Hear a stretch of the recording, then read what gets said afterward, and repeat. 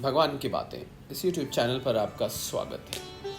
और पिछले कैप्सूल में इसी श्रृंखला के हम आपके लिए ब्रिज भाषा का परिप्रेक्ष्य लाए कि ब्रिज भाषा का बैकग्राउंड क्या है, उसका लिटरेरी रेलेवेंस क्या है, उसका सिग्निफिकेंस क्या है और इसका ज्योग्राफिकल स्प्रेड कहाँ है, यानी कि ये कौन कौन से भारत के ऐसे क्षेत्र हैं जहाँ पर ये बोली जाती है। हमने आपको ये भी संदर्भ बताने की चेष्टा करी कि हम ब्रिज भाषा की चर्चा क्यों कर रहे हैं, क्योंकि ये भगवान कृष्ण का इससे सीधा सीधा संबंध है। क्योंकि ब्रिज हम सब जानते हैं, भगवान कृष्ण उस 84 कोस की वो पूरी की पूरी एरिया जहाँ पर भगवान कृष्ण से ज़्यादातर स्थान जुड़े हुए हैं।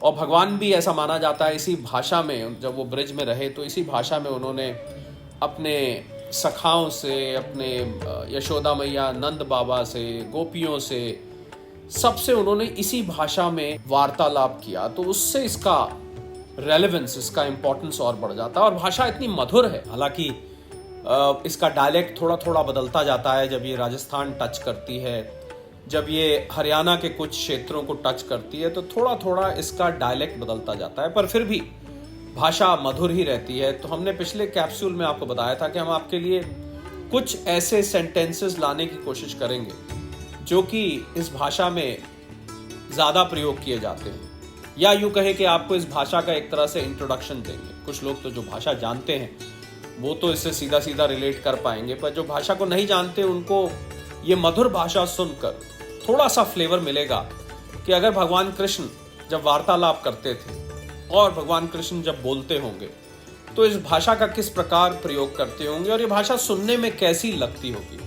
तो आइए कुछ सेंटेंसेस, कॉमनली यूज सेंटेंसेस, इस भाषा के जानने की कोशिश करते हैं। हम सेंटेंस भी बताएंगे आपको, उसके साथ का अर्थ भी बताएंगे। कुछ एक शब्द तो बहुत ऑब्वियस होते हैं, हिंदी भाषा से मिलते जुलते होते हैं, जिनका मीनिंग आप सुन के अंदाज़ा लगा सकते हैं, पर कुछ एक शब्द ऐसे होते हैं जो भाषा के बिल्कुल विशेष हैं, पर हम आपको सभी का मीनिंग लाने की कोशिश करेंगे। और ये सेंटेंसेस केवल उदाहरण मात्र हैं, एग्जाम्पल हैं, ये कोई एग्जॉस्टिव लिस्ट या पूरी तरह से ब्रिज भाषा की लिस्ट नहीं मानी जानी चाहिए। तो पहला सेंटेंस जो ब्रिज भाषा का हम आपके लिए बोल के दिखाते हैं और फिर आपको हम उसका अर्थ बताएंगे। कहाँ जा रहे हो रे लल्लू या लल्ली, पुरुष के लिए लल्लू और स्त्री के लिए लल्लू।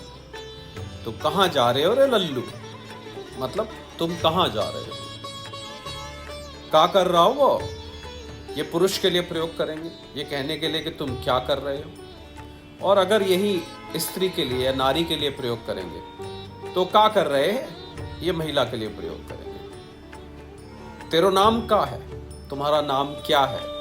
का खाओ, क्या खाया तुमने। का है रे रे मतलब क्या चल रहा है। मोए न पाटो, और आप अगर समझ रहे हैं मोए न पाटो क्या मतलब है, तो इसका अर्थ है मुझे नहीं पता। तो एक दिक्कत है मतलब आपकी समस्या क्या है। कहाँ कोई रे तू मतलब आपके स्थान का क्या नाम है, आप कहाँ रहते हैं। और घर कौन है रे मतलब घर पर कौन है। तेरो घर कहाँ है मतलब तुम्हारा घर कहाँ है। रोटी खाई लई का मतलब खाना खा लिया। क्या हलचल है मतलब आप कैसे हैं। बतायो तो मतलब बताया तो आपको। जे लाली मेरी है मतलब वो मेरी बहन है। जे हमो लल्ला है मतलब ये मेरा बेटा है। तू कब आवे को मतलब आप कब आ रहे होंगे। तेरी बात देखो मतलब मैं आपका इंतजार कर रहा हूं। तेरो बया हो गयो का मतलब आपकी शादी हो गई है। कहाँ कुन या किटकुन जा रो है मतलब कि आप किस जगह जा रहे हैं। नाहा, नाहा मतलब यहाँ आओ। चलो चलो मतलब चलें चलें। चुप है जान मतलब कि आप बहुत चुप हैं, मूक हैं। नान दियो नेक्स मतलब मुझे थोड़ा नमक दो। तो ये कुछ उदाहरण थे ब्रिज भाषा के। ऑब्वियसली हम आपके लिए सारी भाषा तो यहाँ पर नहीं ला सकते, पर आपको एक फ्लेवर सिर्फ दिखाने के लिए या दिलाने के लिए कि ब्रिज भाषा की कैसी एक्सेंट होती है, कैसे शब्दों का प्रयोग होता है। बहुत ही मधुर भाषा है और कुछ लोगों का कहना है कि सुनने में भाषा बहुत रूखी सी लगती है, या अगर बहुत शहर में आप जाएं तो कुछ लोग कहते हैं बहुत रूड सी लगती है, जो शब्द इस्तेमाल होते हैं बहुत रूड किए जाते हैं या बहुत रूखेपन से बात किया जाता है, पर ऐसा है नहीं, क्योंकि हर भाषा का अपना एक स्टाइल होता है और दूसरी भाषा वालों को वो रूड लग सकता है, वो रूखा लग सकता है, पर उस भाषा में बहुत मधुर होता है।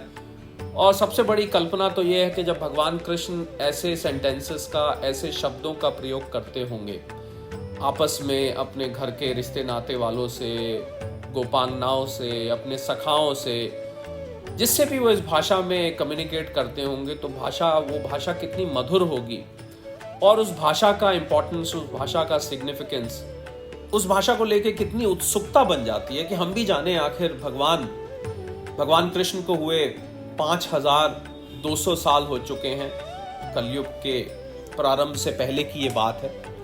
और 5200 साल पहले की ये भाषा, तो सब इस बात को जानना चाहते हैं आखिर भगवान जब बात करते होंगे तो कैसे करते होंगे। ज़्यादातर लोग तो ये मानते हैं कि शायद वार्तालाप संस्कृत में होता होगा, क्योंकि ज़्यादातर पुराण, ज़्यादातर ग्रंथ संस्कृत में लिखे गए हैं। पर हमें ये नहीं भूलना चाहिए कि संस्कृत भाषा देव भाषा ज़रूर है, पर वो ऋषि मुनियों ने वो ग्रंथ लिखे हैं। जैसे व्यास जी ने ज़्यादातर पुराण लिखे हैं, अगर हम श्रीमद् भागवत महापुराण की बात करें, या जितने भी 18 पुराण हैं, उप पुराण हैं, सब महर्षि वेद व्यास जी के लिखे हुए हैं। तो वो तो परम ज्ञानी, और उन्होंने तो संस्कृत भाषा का प्रयोग किया लिखने के लिए। पर जो किसी शहर में, किसी कस्बे में, किसी क्षेत्र में जो भाषा प्रयोग होती थी, हो सकता है संस्कृत होती हो, पर ब्रिज भाषा का ऐसा संकेत मिलता है कि ब्रिज भाषा ब्रिज क्षेत्र में, जो 84 कोस का क्षेत्र है, और उससे बाहर 84 कोस में तो बोली ही जाती थी, पर उससे बाहर दूर दूर तक इस भाषा का विस्तार हुआ। जैसा कि हमने आपको पिछले कैप्सूल में बताया था, हरियाणा, यूपी के बहुत सारे क्षेत्र, राजस्थान से के जो बॉर्डर के एरियाज है, वहाँ भी ये भाषा, भरतपुर वगैरह, जहाँ ये भाषा बोली जाती है, तो 84 कोस से ये भाषा कहीं आगे जाके बोली जाने लगी। और आज भी इस भाषा को बोलने वाले अपने ऊपर फख्र करते हैं, इस बात पर नाज करते हैं कि वो वही भाषा बोलते हैं जो भगवान कृष्ण बोलते थे। हालांकि उनको ये भाषा नॉर्मल लगती है, क्योंकि उनकी रोज़ की बोलचाल की भाषा है। उनको लगता है कि ये तो हमारे रोज़ प्रयोग की भाषा है, इसमें क्या खास बात है, बहुत सारे लोग ये समझते हैं। पर जब उन्हें ये याद आता होगा कि ये भगवान कृष्ण की भाषा है, तो हमें ऐसा लगता है कि उनको इस बात पर बहुत फख्र होता होगा और उन्हें बहुत उत्सुकता होती होगी, और उन्हें बहुत अच्छा लगता होगा ये सोचकर कि हम उस भाषा में बोल रहे हैं जिस भाषा में भगवान कृष्ण जितने दिन ब्रिज में रहे, उन्होंने इस भाषा का प्रयोग किया। फिर ऐसे ही किसी इंटरेस्टिंग टॉपिक को लेके, भगवान से संबंधित भगवान की बातें इस YouTube चैनल पर आपके लिए पुनः उपस्थित होंगे। तब तक के लिए सादर प्रणाम।